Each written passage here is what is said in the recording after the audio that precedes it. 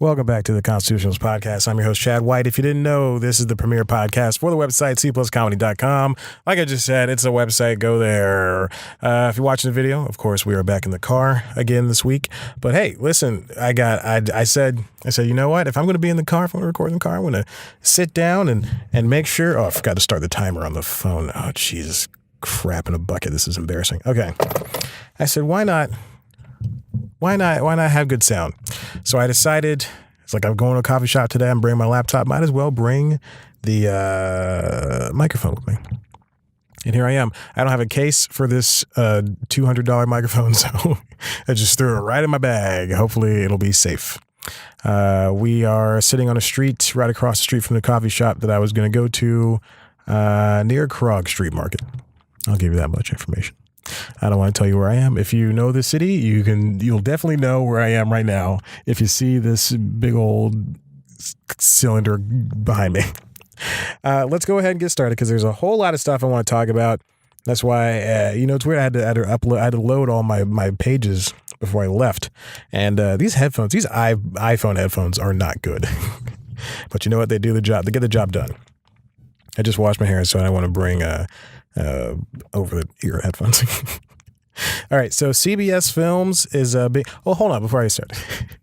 Let's see. What have I watched this week? The Fyre Festival documentary for Hulu. That one's really good. I don't know what that one's called, but look up Fyre Festival documentary on Hulu. And then there's also one on Netflix. We'll get to this in a little second. Actually, you know what? Let's talk about that now. Let's talk about that right now. So, Fyre and Fyre Fraud were both being released this week. We only knew about the Netflix one ahead of time because Netflix announces things ahead of time, but Hulu, they and I think that both of these are acquisitions, so it really doesn't matter. But Hulu stealth released, I guess that's what we'll call it, a documentary of their own about 3 days ago. At this point that I'm recording this, there's a guy and his dog walking by. I hope you can hear every word I'm saying. I do have the windows down, of course. I don't.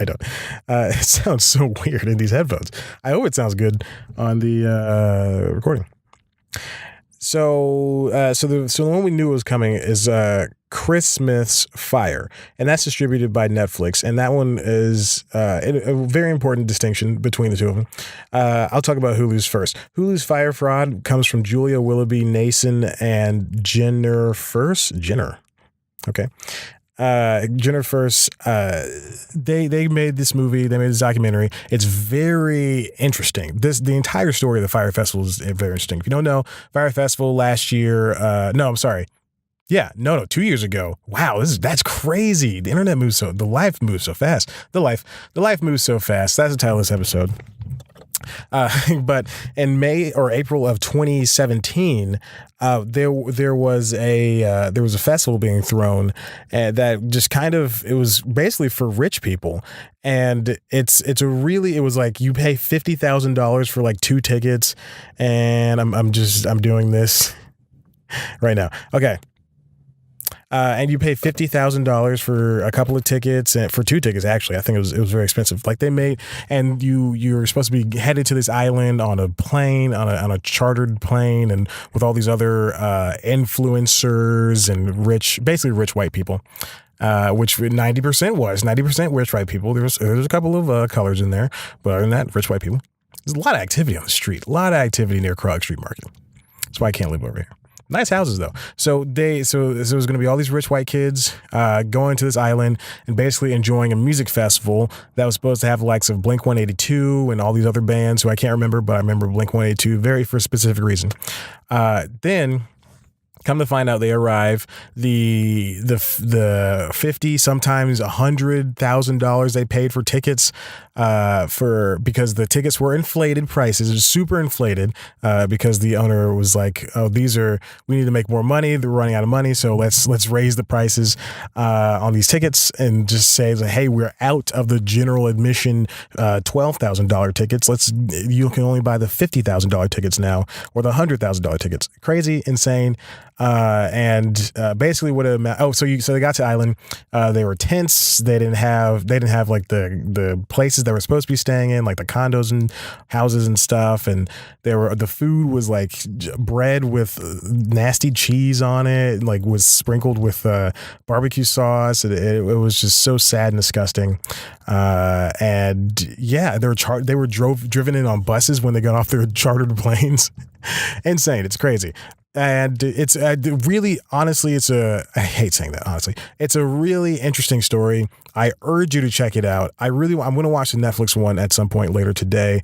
But when that Hulu one dropped, it was insane because everyone knew this Netflix one was coming. Now, the Netflix one, started by Christopher First, I guess, acquired by Netflix. That one is produced by a production company that helped throw the Fyre Festival called F. Jerry and Jerry Media, which is, and the Hulu documentary calls that one out. Again, these are just acquisitions. They're not really, people trying to, why do you have a rookie driver? Like, I'm a rookie driver and on your car. Just, who cares? Just drive. Anyway. So it's a really, really great story. But anyway, the Netflix one is also produced by Vice. So that's kind of where they get their, I like Vice documentaries. I don't like the Vice TV shows. But I urge you to check it out. There's a review I read, right before I saw the Hulu movie, which I don't do. I don't read reviews anymore. This review is by Keith Ucklick. From the Hollywood Reporter. He reviews both of the documentaries, says they're both good and they're provocative and they're very, like I said, interesting. And you'll learn this Billy Mitchell guy. He is a smooth talker, not even a smooth talker. He's a fast talker, ready to he'll sell you sand in the desert. And then you'll realize that you were cheated and he'll already be gone. Insane. And then he'll lie about selling sand. The Netflix one, he said that the Billy Williamson, Magnumson, whatever, what is his name? Billy Magnumson, McFarland. Billy McFarland. Where's Magnumson coming from? William McFarland. He's already in jail. This sporty frat bro, douchey white guy who decided to throw this festival. He's like, hey, we're gonna throw this festival. After he started a company called Magnesis, which was a credit card company for millennials, which basically just they cut your credit card from metal and they took your strip and they just put it on this metal. That's it. That's what he did. He copied it. Very interesting. Check it out. This guy is a real turd. He's in jail right now. I think he's serving like 15 years, something like that. I also just got done watching The Sentence on HBO. It took me a couple of weeks to get through. I watched like 20 minutes at a time. And I was like, no, I'm going to sit down and watch the rest of this. Very good movie. Very good documentary about a woman who was arrested on drug charges from years prior, given 15 years in jail.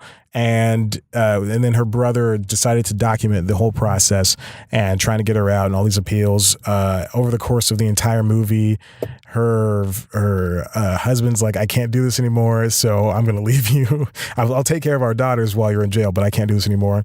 The daughters grew up without a mother. The family grew up without a sister and daughter, and it's insane. It's crazy. Eventually, she gets pardoned. This is a huge story, and it's a documentary, so if you don't know, this is your fault. But it's called The Sentence, again, on HBO. She gets out of jail about 5-6 years ahead of time. She gets out because Obama pardons her. And I think she's like one of 36,000 or 14,000 that were pardoned, something like that. I think like 36 appealed, and I think the 14 got out. So 14,000 got out. And the reunion with her family, heartbreaking. Oh my God. I couldn't handle it. I was all over the place crying and stuff like that. But definitely check out the Fyre Festival documentaries on Hulu and Netflix, and check out The Sentence on HBO. This is a week of docs for me. All right, moving on to the first story I was supposed to do. CBS Films is being folded into CBS Entertainment Group, shifting to streaming. This is from Brent Lang over at The Variety. CBS Films, of course, was a division of CBS that would distribute films, obviously. They've done, let's see. The next movies they have coming out are 5 Feet Apart, Lexi, Pavarotti, and Scary Stories to Tell in the Dark. Those are really good titles. You always see titles with like the or or somebody's name. These are really good titles. So these are the last films to be distributed by CBS Films. They're going to be going towards streaming because I guess streaming is a little bit more pliable for them. Is that the word I'm looking for? Pliable? I have to do so much in such a tiny space. I'm like checking the waveforms. I got to read these stories that if I accidentally press reload on, then it won't load up again. This is a statement from CBS Corporation. As part of our ongoing optimization of CBS operations, CBS Films will be folded into the larger CBS Entertainment Group over the course of 2019. This will allow the company to further focus its entertainment resources on its television, digital, and streaming businesses. We are grateful for the continued leadership of Terry Press and the passionate efforts of everyone at CBS Films. CBS Films, those movies that I mentioned and all the other movies they've done, which I would look up, but I can't. Oh, they did Hell or High Water. Winchester.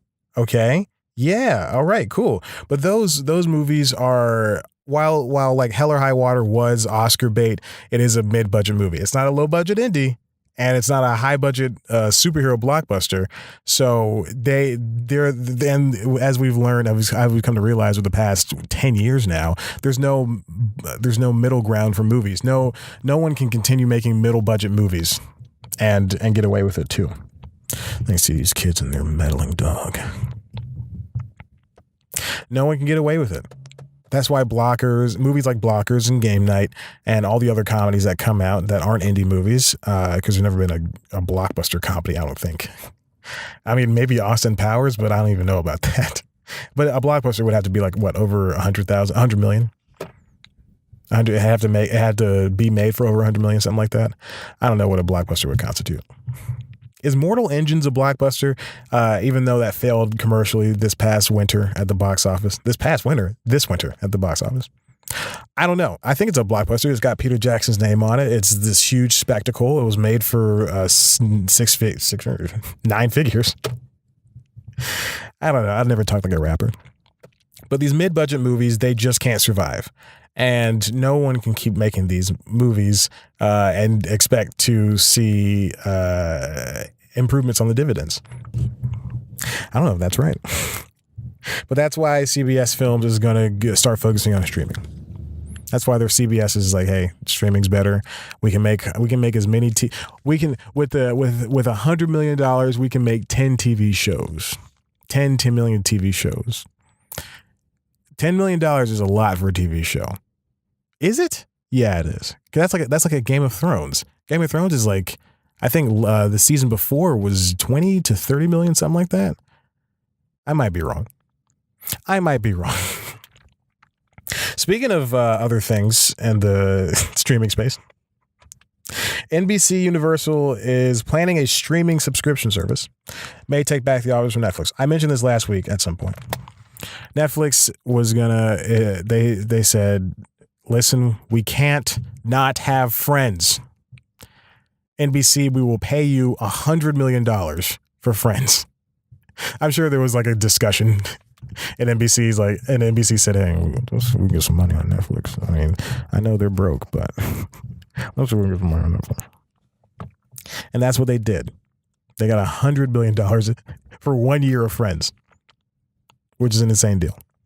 And I also mentioned this, that the shows that are on Netflix that are most watched, the top 20 shows, are not owned by Netflix, which is a problem for Netflix. Not a problem for anybody else. The Office is the most watched show on there. So NBC is seeing these numbers and saying, hey, maybe we can start our own streaming service. I'll get to that in a second. Maybe we can start our own streaming service and put our stuff up there, and people will pay us money to watch that stuff. CBS is doing it, and they're killing it. I think they have like 2 million subscribers. I think Showtime Anytime also has like 500,000. Showtime Now, or Showtime? Is it just Showtime? HBO Now and HBO Go. Go is the cable. Now is the streaming. Showtime Anytime is the cable. Showtime is the streaming. Who needs to know these things? Maybe I would have done well in school if I was this diligent when it came to this stuff. So basically NBCUniversal is saying we can launch our own streaming service, and they're possibly going to take away The Office from Netflix after 2021, which is when their contract is up for that show. And again, NBC Universal did air Friends. NBC aired Friends. Disney and Warner Brothers are both coming out with their own streaming services. Disney already has ESPN Plus, which has done wonders for them. $5 a month, you can watch all of the ESPN you want to watch. Streaming, and they have original shows and movies and documentaries. Warner Brothers, on the other hand, already has a streaming service called DC Universe, I think. Again, I don't know. DC Universe, something like that.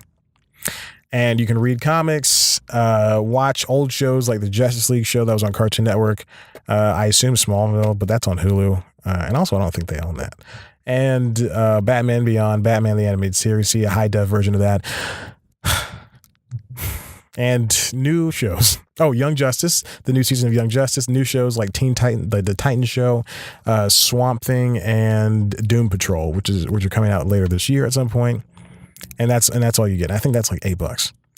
And I say that knowing that all this builds up, which we'll get to in a second. We have a different story for that one. But very important. NBC Universal has already tried streaming. They tried CISO, which was their comedy streaming app, which I've talked about at length on both this show and the other show, News Time, which is the weekly news show. What is that show? It's a weekly news show that I do every single week. It's a great show. This lady looking in the car. You looking at that lady? It's just a guy recording a podcast. Yeah. Stop looking at my car. All right, lady, you keep walking, you old bat. Should come up and, those are nice socks. That match your jacket. All right, you can go. You can live. You can live. I'll let you live. If any law enforcement are watching this, I was just kidding around as a joke, doing a little bit. Very sorry if she does end up getting snatched, taken, or anything. So, CISO did fail after a year and some change, and I'm not gonna regurgitate that entire story because it'll just make me angry. Because they had a bunch of wonderful original shows on there, and they canceled them. How dare you, CISO? I mean NBC. How dare you? And I think it was like $4 a month, and you got to watch all the SNL, every single episode of SNL. A lot of them were edited down without the music and stuff, but it was still great. All these new shows that weren't able to find homes or were canceled after the fact. I think only one is still going. I think that might be Harmon Quest, if that. Deadline has word on the NBC Universal. This is from Slash Film. I should have said this before. Ethan Anderton wrote this. NBC Universal planning a streaming service may take back The Office for Netflix. Deadline has word on the NBC Universal streaming service in development as the company makes some key moves in reorganizing the executive team to launch an ad-supported direct-to-consumer service in 2020. The NBC Universal streaming service doesn't have a name yet, but it will launch with about 15,000 hours of programming derived from the wide array of broadcast, cable, film, news, and sports. NBC Universal is confident in creating a new streaming subscription service simply because of the foundation of users who will have access to streaming right from the service right from the get-go. That's because the NBC Universal streaming service will be available to users who already pay for Comcast and Sky cable services across the United States and Europe. But what if you don't have a cable subscription? They're thinking they're going to have two versions. This is what NBC is thinking right now. NBC Universal. One that costs $5 a month, much like CBS All Access. I think that's like $4 a month, and then that's ad supported. And then I think it's $8. It's something cheap. It's very cheap. It's like it's sub $8. It's between $8 and $5, $5 and $8. And then below that, you got an ad supported version, which will be about $12 to $14. Steve Burke, CEO of NBC Universal, said it's a safe assumption that the company will be looking to get The Office back from Netflix, which has a deal to stay there till 2021. Now, this makes me question what's going to happen with Hulu, because NBC still owns a 30% chunk of Hulu. Or I think Comcast does. Oh, no, see, NBC Universal. NBC Universal owns 30% of Hulu. Yeah. Which is where their shows are. It doesn't make sense to me. And now, so what? They're going to take Disney owns 60% of Hulu now. And if Hulu is for adults, essentially, because there's no children's shows on Hulu, if Hulu is for adults, and then Disney Plus is, I read this, and I think it was this article, and Disney Plus is for kids, or for families, what's going to happen with, this guy has a lot of tattoos. What's going to happen when it comes to Hulu? I just finished watching Superstore. You know, I like watching the show Manifest, even though it's trash. I don't know. This is crazy. This is crazy to me. Speaking of streaming, so we have these new things coming up. I promise you I'll go to a break in a second. We have these things coming up. Netflix just raised its prices. You know what? You know what? Let's save that for the second part. Nah, screw it. Doesn't matter. Nah, let's save it for the second part. No, let's do it. Let's just go through it. There's no break on this episode. See how we're playing these out? It's very hot in this car right now. I can hear everything going on in this car. It's crazy. This is from Vanity Fair, written by Joy Press. It's a great name. That's a great name. She should have gone into television news. Joy Press. Hi, I'm Joy Press, and I'm reporting, and that's just the way the news crumbles. This article is the ever-increasing cost of streaming. Netflix raises prices this week, as you may have heard. You know, they do this every 2 years. Streaming with them, I think it used to be $8, and then it turned to $10, and then it turned to $12, and now it's going to go to $14, I believe. Which is, I mean, fine. You know, if Netflix wants to be taken seriously, when HBO Now came out straight out of the gate, it was $15 streaming, which is the same amount of money if you want to get it on Charter Spectrum or Comcast or Hulu with live TV or Amazon Prime channels. It's the same amount of money across the way. If Netflix wants to be taken seriously, and if they want to get out of debt, first thing, because I think they're $8 billion in debt. I think it's $4 to $12 billion in debt, but I think it's $8 billion in debt. But if they want to get out of debt, and if they want to continue making these shows, remember that year Netflix said they're going to make 500 hours of content of shows and movies. I think that was like 2 years ago, and now we're well beyond that. And I remember I think that same year they said they were going to do a different comedy special every week. Every Tuesday was a different comedy special. And for some reason, I'm still trained to look on Tuesdays and go, oh, who's got a new comedy special? Even though I don't watch comedy specials. Speaking of which, I'm going to type one up in a second. Type up an interview for one.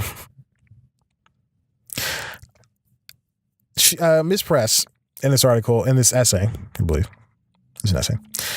Really, she asked you the question. Here's her thesis. So how much are you willing to pay to watch your favorite shows? If you subscribe to more than one service, and that's the start of her next sentence, but this is the start of my thought. A lot of people, like me, subscribe to more than one service. I subscribe to Hulu, Netflix, Amazon, the big three. That's it. I'm not doing any more. All right. Not doing DC Online. That's a video game. I'm not doing Disney Plus. Not doing any more. That's it. I got 3. I'm done. So now, we have all these options, and it's really posing a risk to people who quote unquote cut the cord because they want to pay cable this much. But if you think about it, I was looking at Hulu with live TV, which I get periodically to watch live events or to watch stuff, just stuff. I want to watch stuff. And I get that periodically. It's $40 a month, or 43. 8 plus 3, 44. Or 44 if you want the option with no commercials. So imagine you start out with the option with no commercials, 44. And then you do, you say, okay, well, I want to get HBO and I want to get Showtime. That's 15 plus 11. That's another $26. So now you're at $70. You're at $70. Then the DVR only gives you 50 hours, I think. So then you pay another 15. So that's $85. You pay another 15 for 200 hours DVR. And then you have you share this account with your kids, and you have 3 kids and they're always gone from the house and they always want to watch on their phones. So then you pay another $15. That's $100. Did I do that math right? $100. And now they can watch. Now you can watch it on 3 mobile devices at once, including at your house too. So that's an insane amount of money. And then that's that. And then you got to pay for Netflix, and then you got to pay for Amazon. And again, your 3 kids. So you got to pay for, and they all have 4K devices. I don't know. And then, so it's a lot. It's really just adding up. It's insane. It's really crazy. Then there's CBS All Access, which is $6 a month or $9.99 with that commercial. So I was lying. This is insane. It's crazy. They just keep going and going. She says the monthly fees start around $58 to $105, which is compared to a cable subscription average of around $100 a month. And she only included, what is this? Hulu, Amazon, CBS All Access, Netflix, and HBO or Showtime. Just what I did. She just made her own bundle. That doesn't include like Sling, which has 2 different ones, or DirecTV Now, which has options from $40 to $75 a month. And now everybody wants to do is jump into the streaming party. Again, can you hear what they're saying? Because I can. Again, which would be, NBCUniversal, $12 a month. Rich Greenfield, a media analyst at BTIG, who coined the Twitter hashtag #GoodLuckBundle to document the demise of the traditional cable bundling of channels, does not see the profusion of new streamers as a burden, but as a boon to consumers who are free to be as fickle as they like. Which is true. I mean, this is really just a win for the person who wants to watch just Game of Thrones, pay for the 2 months from April to May, to maybe even early June, and watch Game of Thrones, and then that's it. They're only out you get a free month and then you're $15, or you get a free week and then $15, so you're out $30 just to watch one show. And then you also get access to these movies and shows. So you could just be built and say, hey, I want to wait for True Detective season 3's airing right now.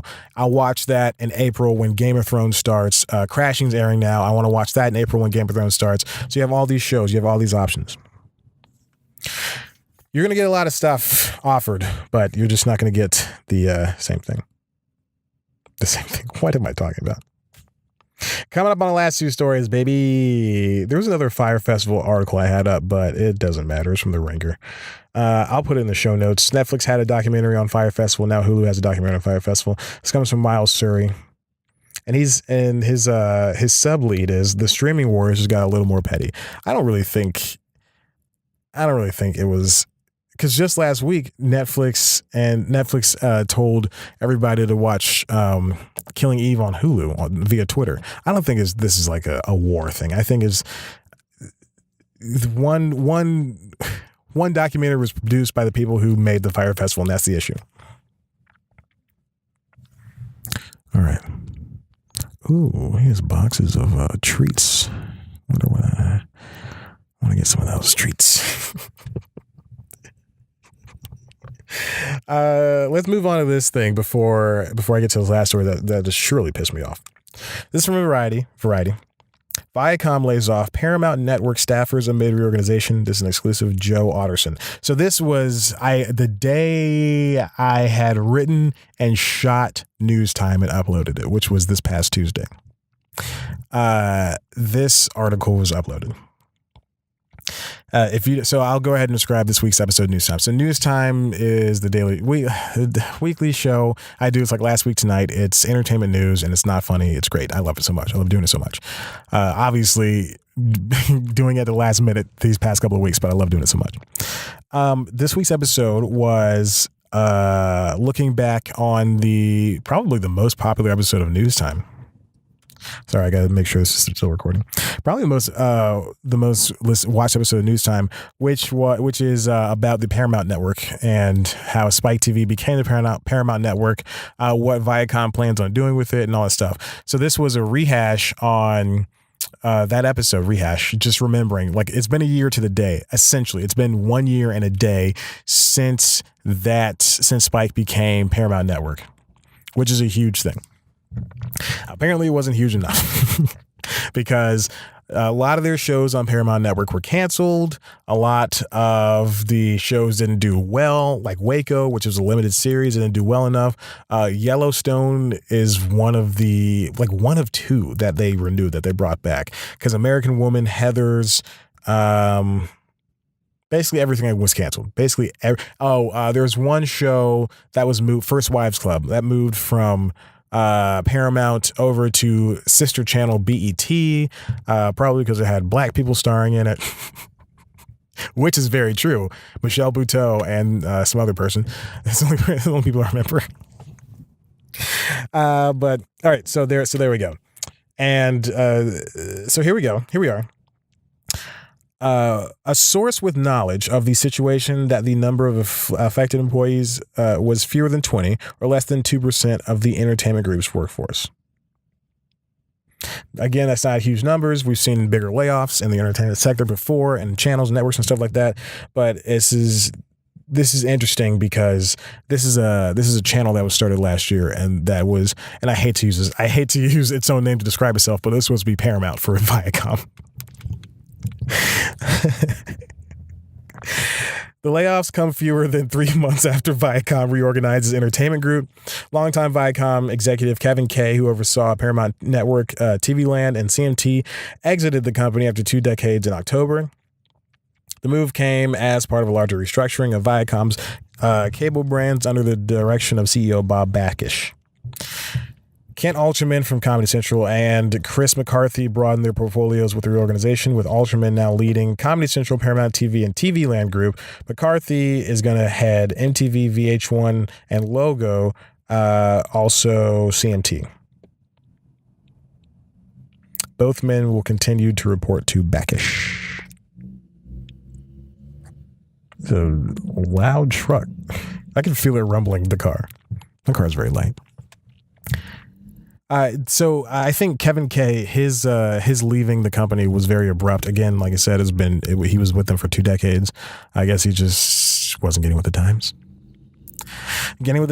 But it's very interesting that they're still doing this. Viacom also, I think they had a shift a couple of months ago, something like that, where. Oh, no, this is the same thing last year that they got. There were 2 sections essentially. MTV, some of the channels were with one part of the company, another channel was part of another part of the company, but they all reported the same person. I don't know. It's very strange. But now here's a new way. Here's a new way of doing it. Who knows what's happening over there at Paramount? They also, TV Land just gave them Younger, which is TV Land's highest rated show. And it's also their last half-hour comedy, the original half-hour comedy. Just gave it to them and said, okay, have it. You guys are doing the half-hour comedies now. Go ahead and watch this episode of News Time. It's good, I promise. It's 5 minutes long. It's very short, but that's all I can do this week. Final story. Viceland shakes up primetime. Will air 2-hour live variety show 4 nights per week. This is the issue, guys. You know, I have a very big issue with Viceland, and Vice the company, the douchebags that run it. There's a very interesting article I read on, I think it was the New York Times or the Washington Post, I think it might have been the Atlantic, where they talked about, and I think I talked about this a couple weeks ago, where they talked about the bro-y nature of Vice, the Vice company. I don't like their website, but man, the TV show on HBO and the news show, the daily news show on HBO, Vice News Tonight and Vice, the documentary series, both fantastic. Viceland, trash. They had all this potential. They squandered it. And also made me think, why are they doing a cable channel? Like, we're going to reach out to millennials. Well, they're not watching cable. I'm watching cable, and I am a millennial. I hate that term. This comes from The Wrap. Tony Maglio. Viceland is shaken up. It's prime time with Vice Live, a 2-hour variety talk show slated to air 4 nights per week starting next month. Basically, imagine 106 in Park. Imagine TRL. Imagine anything of the same ilk. Comedians Marie Faustin, these are all new faces too. Comedians Marie Faustin, Zach Fox, Sandy Honig, and rapper Fat Tony will share the Vice Live hosting duties. Jeremy Hutchins of 106 and Park, will executive produce the new series. With last week tonight's Joe Perota set to direct. I'm going to go ahead and read the description for the show, and then I'll get you my thoughts on it. The show itself will continually be experimenting and evolving in real time. Any given episode could feature comedy pieces, celebrity visits, short form videos, and field pieces and check-ins from Vice's outposts across the globe. Social media will factor into Vice Live constantly as viewers interact with the show in real time, creating a 360-degree platform agnostic experience that mirrors the fast pace of younger audiences' media appetite. So let's and it's going to be filmed at the Vice Brooklyn offices in New York. It's going to cover all the day's hottest topics and trends. Capitalizing on Vice's deep bench of young creators with diverse voices from its offices around the world. All right, that's the end of the article. I want to sit down and talk to you about this. Vice is very interesting. Like I said, it was a boys' club, and they're always doing things that are outside of the box. AirPods are weird, right? I'm sorry. Let me take a little pause. This lady just drove by and she has her AirPods in. Should we not be wearing, like, if you have a nice car like that Mercedes, I guarantee it has Bluetooth. Don't you just want to put your phone and hook up to the Bluetooth? Wouldn't that be a little bit safer? You don't need AirPods. I understand they're loose and they're not exactly sound dampening, but just take out the AirPods. You look like an idiot. Okay. This is weird. Vice, like I said, always thinking outside the box. That guy had AirPods too. Always thinking outside the box. Beautiful Audi just drove by. I'll stop. And one of the biggest things about them is that they're able to do so.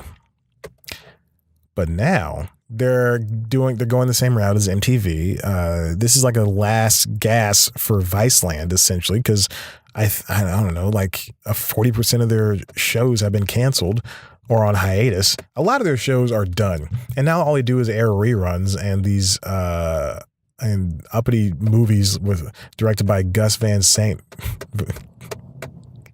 or Paul Thomas Anderson. Just it's such a hipster platform. I think, but one of my issues with this show is they don't really need this. They had this with Jesus and Miro, but now they're just trying to capture it with, I guess, more diverse voices. If they didn't work Jesus and Miro like horses, then they would have been able to have something more like this. It's very weird to me.